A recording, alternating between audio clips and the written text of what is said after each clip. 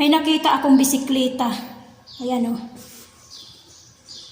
Pagprapraktisan ko. Kung marunong pa ako magbisikleta.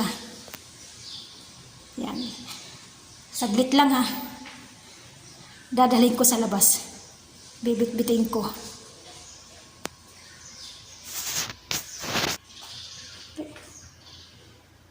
Para nag-aalangan ako, baka mahuli. Baka biglang dumating. Tika saglit. Saka dali lang. Kung marunong pa ba ako magbisikleta. Ang tagal-tagal ko nang hindi nakakahawak ng bisikleta eh. Nakakasakay. Susubukan ko lang. Tika lang, saglit.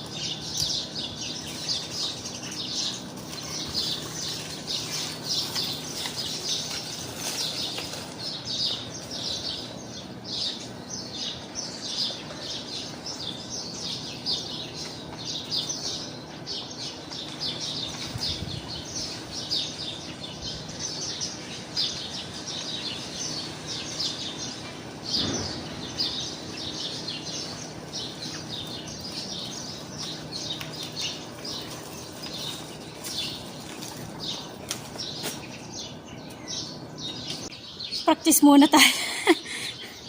Mayroon doon bisikleta. Saan yun doon? Yung sa pamangkin ng amo kong lalaki. Yung ano doon, binatilyo. Kanino kayong bisikleta yung nakabit-bit niya?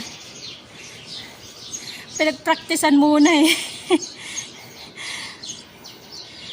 Ay, kapal na ng ano. Kapal na ng... Kapal ng buhangin sa ano. Sa taas. Nagliliparan kasi yung mga ano, yung mga alikabok eh.